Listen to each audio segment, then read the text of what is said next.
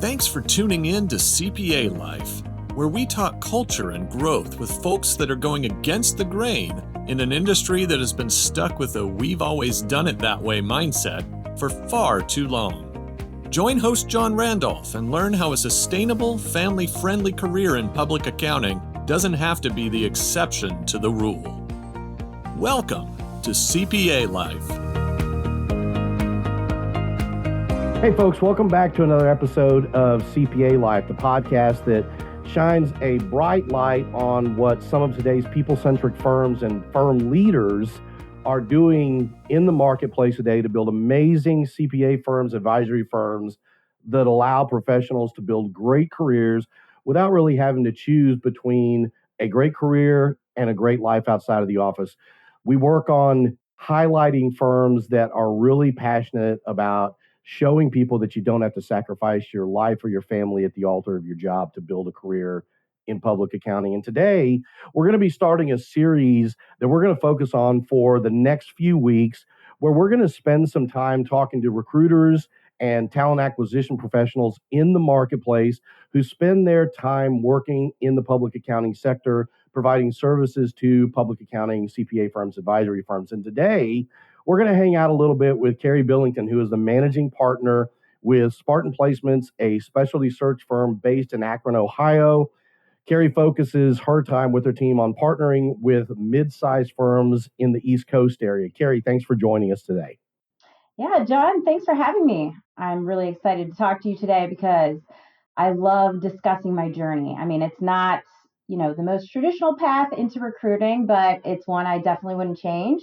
So, and with that, I also love talking about public accounting. It's definitely a specialized space, and I definitely feel like I found my niche.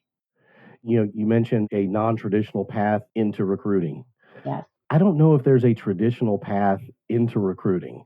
I think there's probably a little bit more of a traditional path now, but I said for years, and I still say today when I talk to people about working in our business, I don't know of anybody that's ever gotten into this business with the intent of, hey, I'm going to grow up and I'm going to be a recruiter.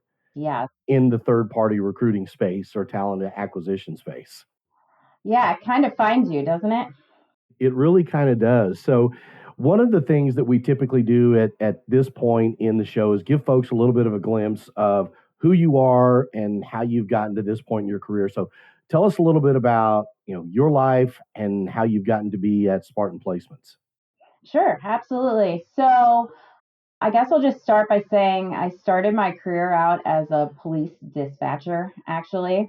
And then once we had our two daughters, Juliana and Emerson, I was a stay-at-home mom for a little while.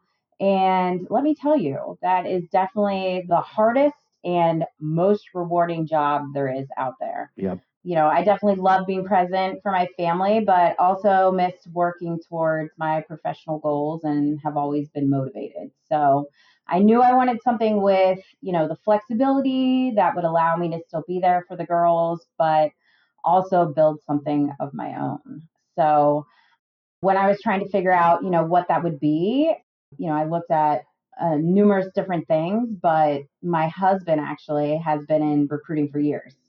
So he's in the healthcare staffing industry. And I watched him build his career really from the ground up, and it sparked my interest in the industry. Just, the ability to connect with people and match them with the right opportunities, to watch businesses grow and build relationships. That's always been something that's really excited me. Yep. So that's when I decided to start Spartan Placements.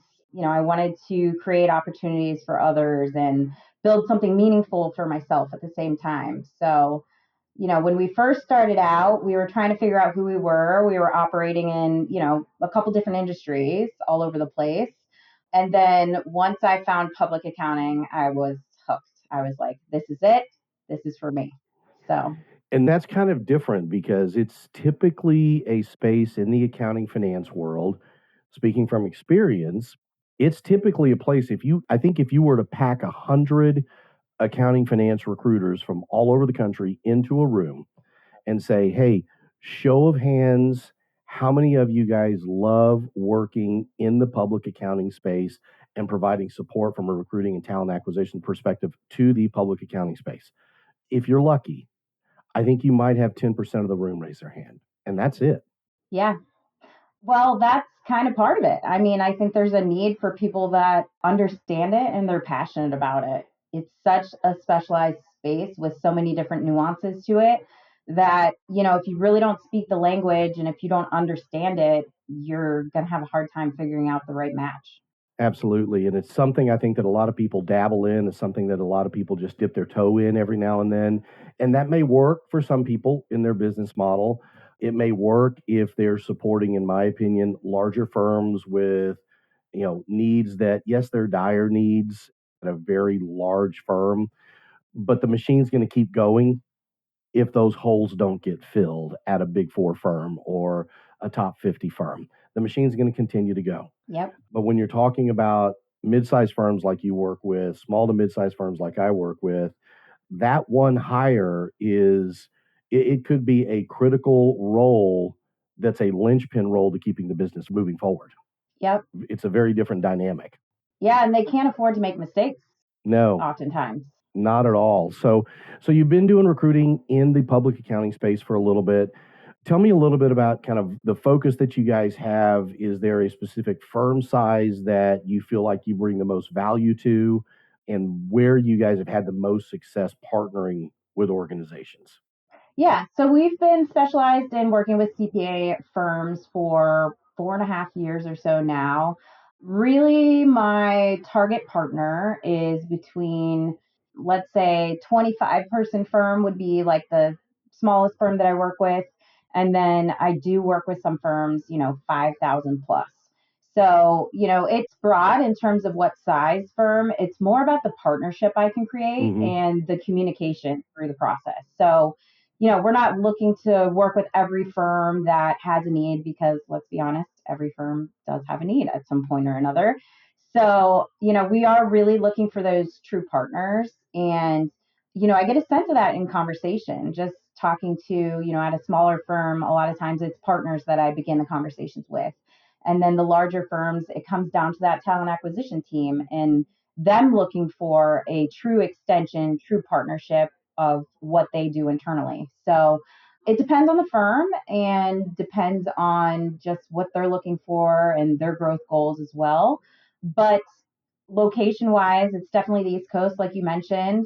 I'm in Ohio, so naturally large pool in Ohio, but from there, like Pennsylvania, New York, New Jersey, Florida, the Carolinas, Chicago, those are really our biggest markets, I would say. But just as my team continues to grow, I think our footprint will grow as well.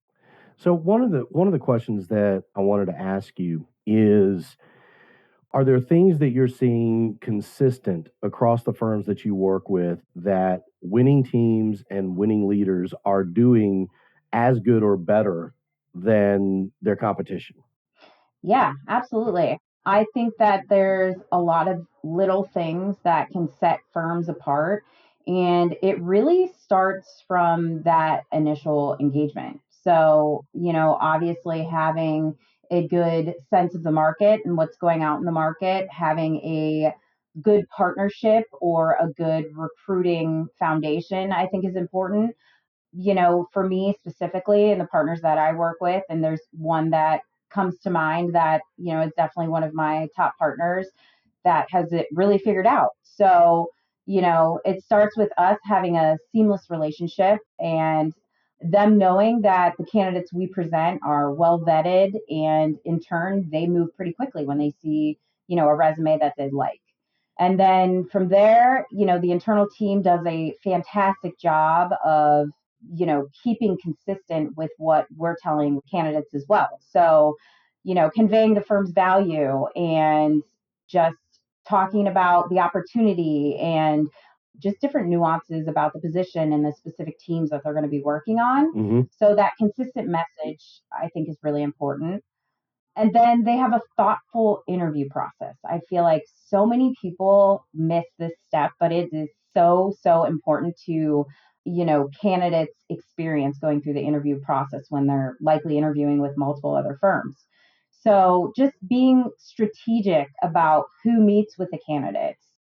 Say they're interviewing someone coming from Big Four, then they likely have somebody internally that's been at Big Four, and they bring them into the interview process to give their perspective. I think that goes a long way with candidates and really helps like create a common ground there. And then, of course, competitive offers. The offer typically with this firm that I mentioned is consistent with what I've discussed with them up front. Usually, no surprises there.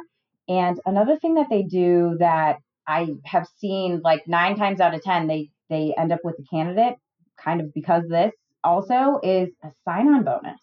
Really? So sign on bonuses go a long way. I usually never ask for them. Sometimes I do, but with this specific firm, I never ask and they always put one on there.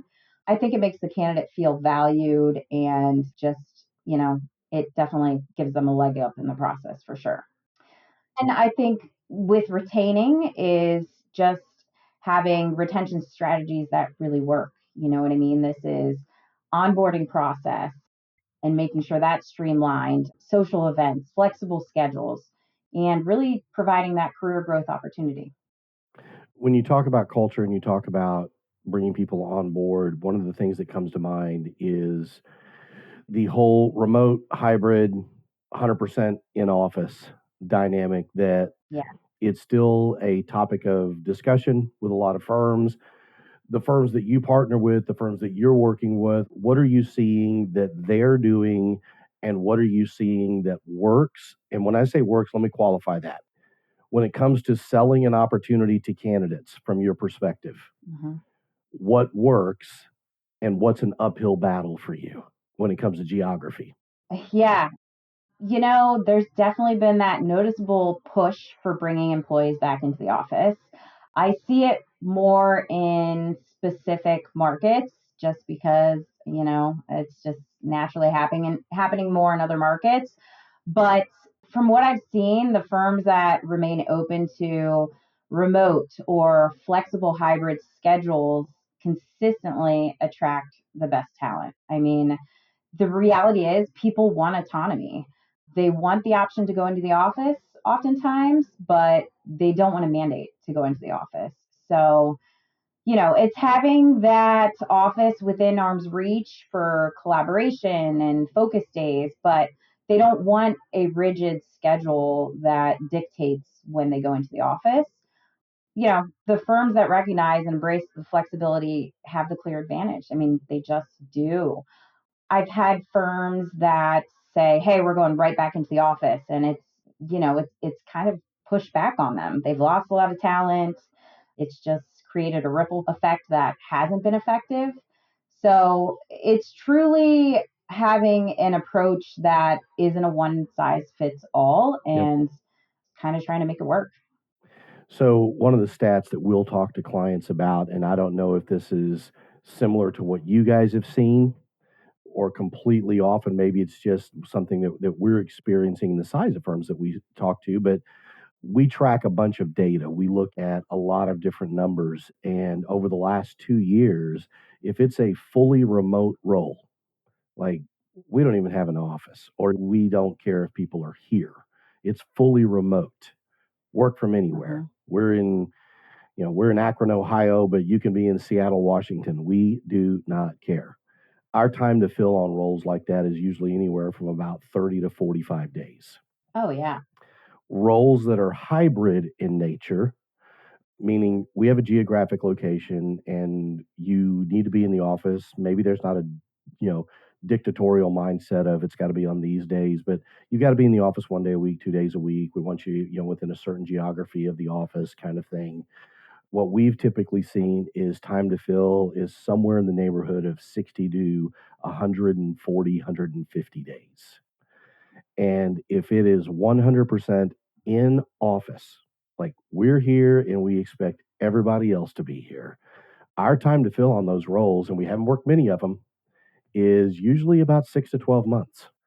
I don't know if you guys are seeing that type of timeframes with the searches that you're working on, or what are you seeing? Yeah, I would say that's, pretty consistent. I have a handful of clients that are 5 days a week in the office. So for us to take on that search, it has to be a market that we were fully entrenched into. We have deep candidate pools and have worked that market already, because it's harder to find. Because let's be honest, you're right. It's a slim number of people that actually want to be in 5 days a week with no flexibility. So you start out with a batch of candidates who are interested in the potential position, and then it shrinks down to who's actually qualified for the nuances of the position. And then it shrinks down to the people that would even consider hybrid. And then from there, to talk about somebody who wants to come in 5 days a week, no exceptions, you've got maybe one candidate, a needle in the haystack that is going to work and be within the salary range that you're expecting. So yeah, I mean, that's pretty consistent, I would say, with what we see too. Yep. It's one of those things I think that firms that are doing things right and doing things well, back to your point, I think that those firm leaders realize that the 1980s, 1990s, 2000, 2010 mindset of one size fits all is Mhm. no longer something you can buy into if you want to be a place that people long to be a part of. And it sounds like that's kind of what you're experiencing and what you're seeing. Absolutely. Yeah. I mean, obviously, COVID hit, right? And firms had to figure out how to work remotely. But now people have figured it out. And those true professionals that want to work are going to sometimes work even harder in a remote environment. I know for me, times of days get blurred working remote. It's not like I'm sitting at a desk in an office from 9 to 5. A lot of times I'm working at weird hours, which public accountants have to do as well. So, you know, I think it opens the door for harder working individuals actually not being tied to a desk chair. One of the other big dynamics going on in the public accounting space right now is private equity coming into the space, investing in firms, impacting firms. Have you seen that impact any of the clients that you've been working with? Have you seen that impact, candidates that are now in your database or have raised their hand post a PE infusion into their firm to say, "Hey, I may want to talk now." What have you seen with that entire phenomenon taking place over the last 12 to 24 months in the space? Yeah, absolutely. Gosh, I mean, I think the CPA space in general, it's in the 4+ years that we've been doing this, we've seen so many changes. I feel like every month or so, there's a new challenge that we're taking on, from the great resignation to aggressive counteroffers and the trend of everybody wanting to move into industry. And then, of course, the PE and how that's come to the table and really thrown everything upside down. It's the Wild West for sure, but I feel like we kind of thrive in that ever changing landscape. The PE money, I mean, I work with actually a handful of firms that have that, and I've seen a select number of firms that, with that PE backing, it's actually been a real positive thing. I've seen some firms that they've made strategic changes due to that, and they're able to grow in a, entrepreneurial smart way. But I've also worked with some firms where I've seen the reverse. I've seen a lot of people leave. I've seen people complain about just bars constantly changing to get that next promotion and taking away the family feel. So it's a mixed bag. I think it goes back to leadership. It goes back to communication and transparency. But yeah, I mean, it's definitely throwing public accounting upside down. I would say that. One of the things I compare a lot of things that we're dealing with in our industry to is the marriage mentoring and marriage coaching that my wife and I do outside of this business. And one of the things that we always talk to couples about is don't ever use the words always or never. Yeah. You always do this or you never do that kind of thing. And I think it's important that when it comes to private equity, using the words always and never are not good either.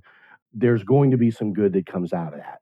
We can't argue that. We can't say that that's not going to happen, but there's going to be some bad that comes out of that as well. From the experience that you've seen, you've mentioned that you have a couple of firms that you've worked with that have taken on PE money.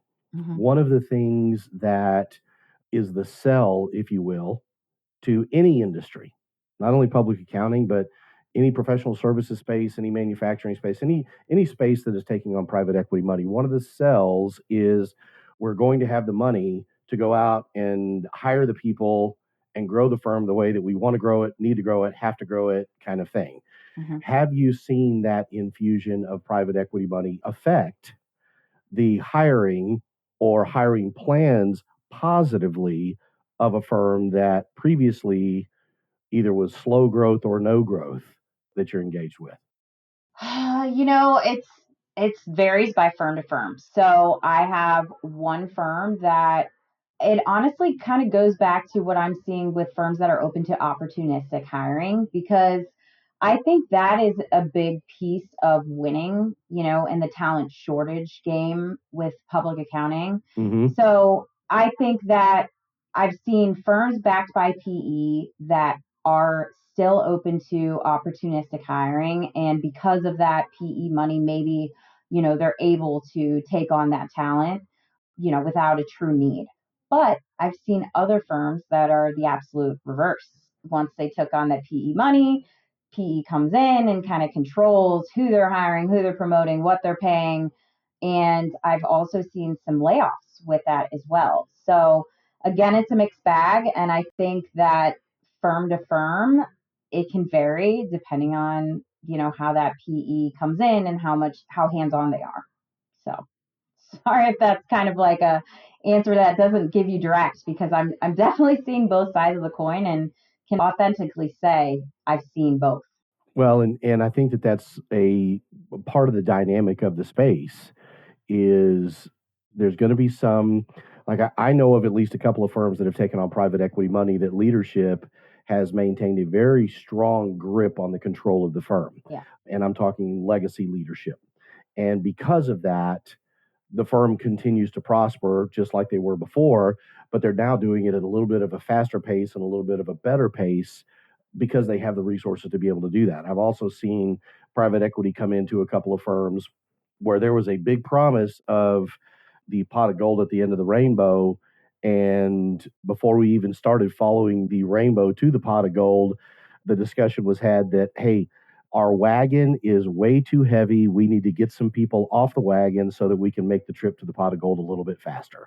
Yeah. And there were cuts that were made that they never saw coming. Yeah. So, again, I don't think it's a always or never situation. I think that people have to be ready to be flexible when they're sitting in a firm where private equity is coming in. They need to make sure that they understand what their options are. Would you say that that's probably a good way to put it for the people on the inside that aren't at the partner level? Yeah, I think it's transparency and just kind of, I would be concerned if there's no chatter about how things are going to go once PE comes in. So it's going to be interesting. I feel like that is such a topic in this space. It's every other day I open up my LinkedIn and there's an announcement of an acquisition, or there's an announcement of, a new firm with PE money. So that's a dynamic that everybody has to pay attention to right now. One of the things I wanted to ask you about is candidate flow in the marketplace today.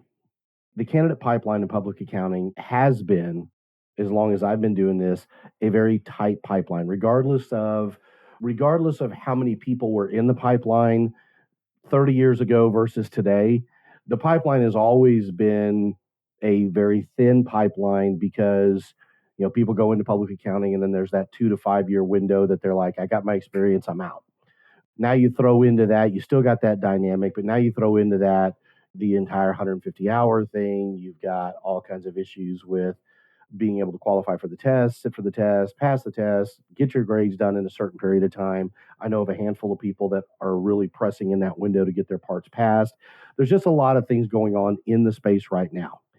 Couple that with all the dynamics that are occurring in the accounting profession as a whole when it comes to tax laws, when it comes to accounting regulations, shortage of people, so companies are hiring more, all of those dynamics. One of the things that we're hearing from clients and new clients is, hey man, I was doing this on my own 2 years ago and it was kind of working. But today, Yeah. man, where'd all the people go? Where'd all the people go? Number one. And number two, can you find people where I can't? Because I'm DIYing it, throwing ads all over the place and getting Firestone tire changers answering my ads. Can you help me? How do you help me? So, what do you say to firms that you talk to where that's the case? Yeah, absolutely. I mean, the talent shortage is real and very competitive. I mean, that's why I exist. That's why you exist. You know what I mean? It's truly, you have to be in front of the market every single day. That's why I think, opportunistic hiring is huge if you're truly committed to growing your team in a thoughtful way. Partnering, of course, with a recruiter that is out in the industry every day and, talking to people. I mean, I run my business really relationship based. So, candidates that I'm talking to that are open to talking to me now, a lot of times they're saying, hey, right now is not the best time for me to make a move. We're going into busy season or whatever the case, or hey, I'm getting married. I'm ideally not looking to make a move for 6 months, right? So for firm leaders, I think it's really important that they're also doing the same. They're out in the market, they're talking to people in the industry, seniors or, staff at other firms and networking because when that time comes, that candidate's going to make a move, building that relationship and having that communication going ensures that they're going to be looking at you when they're looking to make a move. So, for us and what we bring to the table, I think that there's a lot of firms too that have internal talent acquisition. There's, a lot of the firms that I work with, they already have people that work internally, but there's still value in working with somebody that's a recruiter on the outside because, we give an unbiased opinion about, all of the different firms. And, we know salary statistics for multiple firms, multiple markets. So just kind of giving that candidate that information is always helpful too. We really know what's happening behind the scenes, firm to firm, because of all the conversations we're having every single week with multiple different candidates. So, giving that context is super helpful. And then we always have more than one opportunity. So, we're really ensuring that candidates are finding their best fit and the reason why they're looking to make a move. So, partnering with a recruiter and as a partner at a firm, being out in the market, having conversations with people at different levels, those are things that people can do to kind of combat that talent shortage. And you bring up a great point, being proactive in that process, because if you're doing your job well, and I know that you do because we've talked a lot about this, you're in front of people consistently, not just because they fit a job you have today, but because they fit into the wheelhouse of what you work, and there may be some value that you could bring to them or they could bring to you 2 weeks, 2 months, 2 years from now.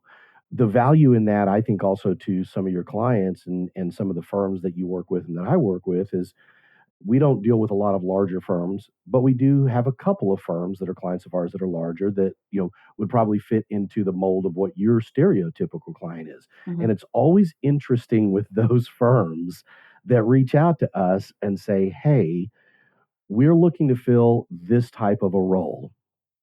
And we know of 5 people, 3 people, 4 people down the road at a couple of other firms that we'd love to talk to, but we can't approach them. Yep. Can you do that for us?" Absolutely, we can. Yeah. I've definitely seen that too. I mean, there's firms that are aligned with other firms. There's, just in the industry, people don't like that approach, right? Of course. Hmm. So, yeah, I mean, that's another reason to work with a recruiter who knows the market and understands the nuances of your client base and who else in the market has that same experience.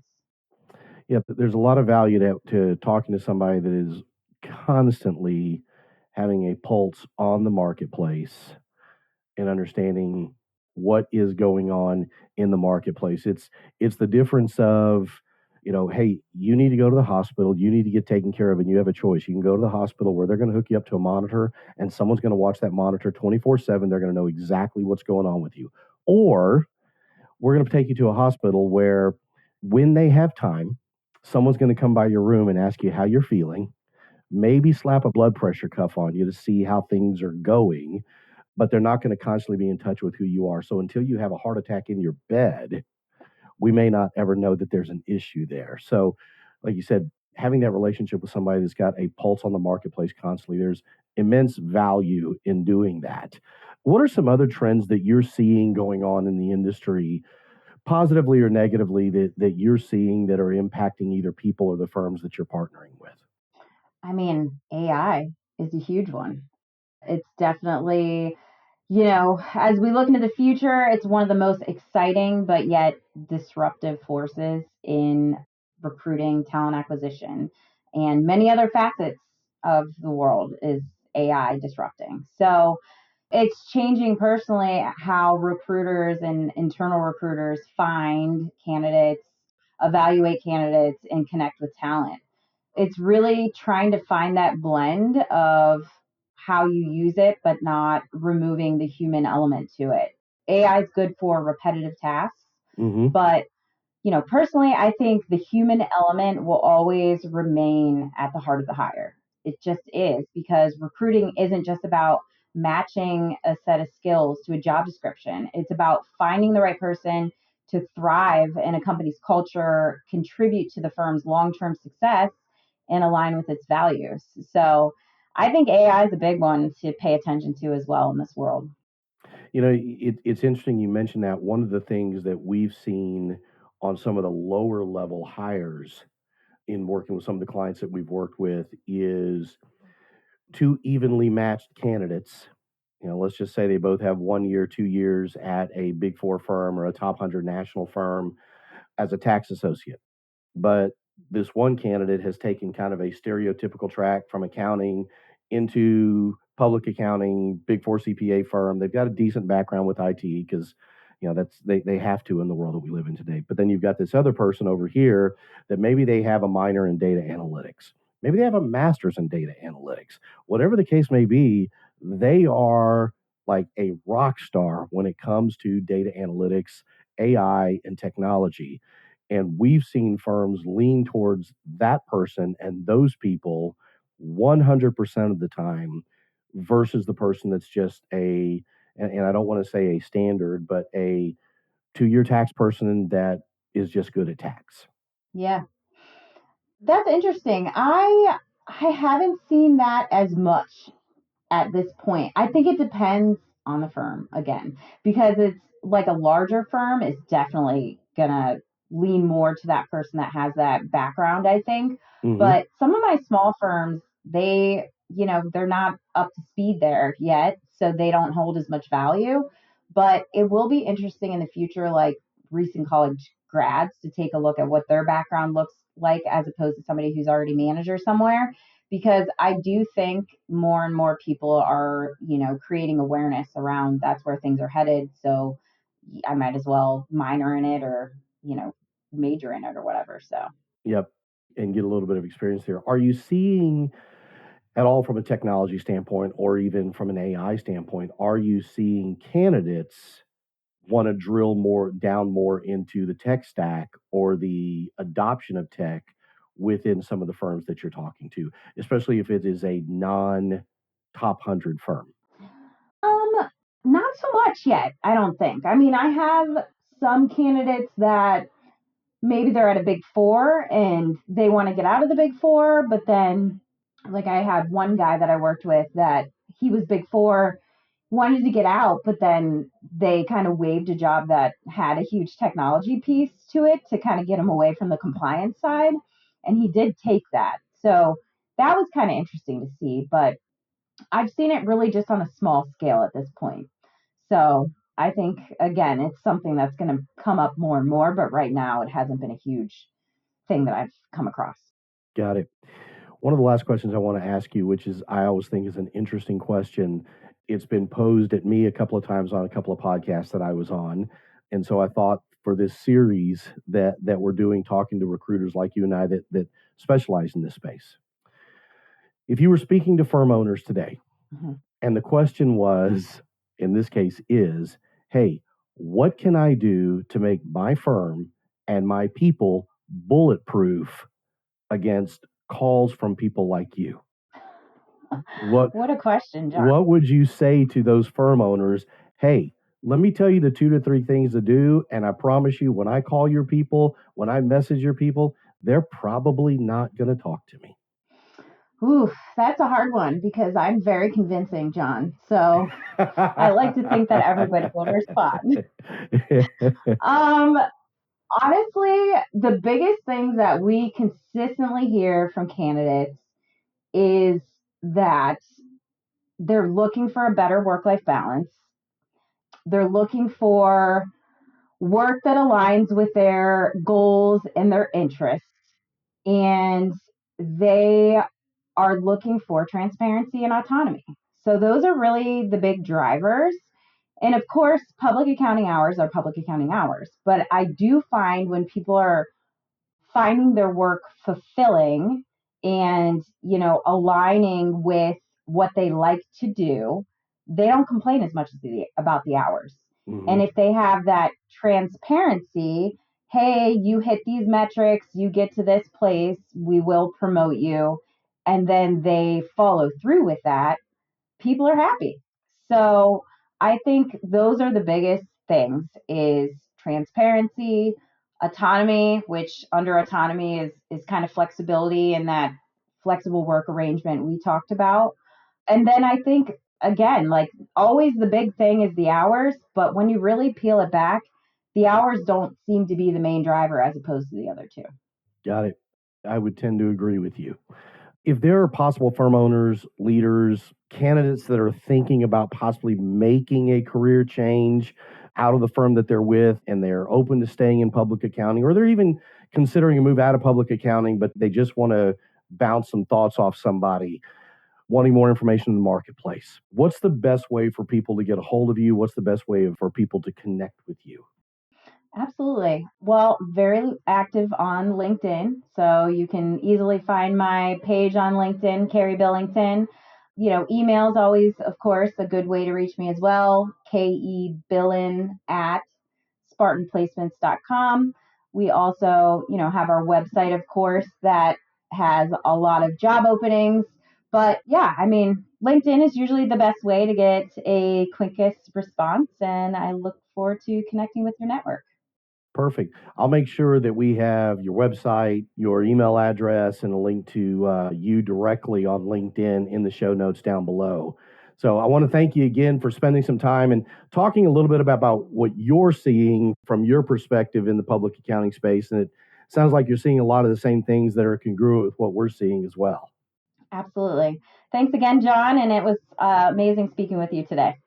Hey, thank you. I appreciate it. And for those of you that chose to spend some of your day with us today, I want to thank you for doing that. If you like what you've heard, leave some comments down below. And don't forget, subscribe to the podcast on the platform of your choice so that you won't miss any of the future guests that we have coming up, not only talking about this particular topic over the next 3 or 4 episodes, but also some of the firm leaders, industry insiders that we're going to be talking to about what life in this CPA world looks like. Until next time. We hope you enjoyed today's episode. Be sure to subscribe on your favorite podcasting app, leave a 5-star rating, and visit our website for links and show notes at CPALifepodcast.com. We'll see you next time on CPA Life.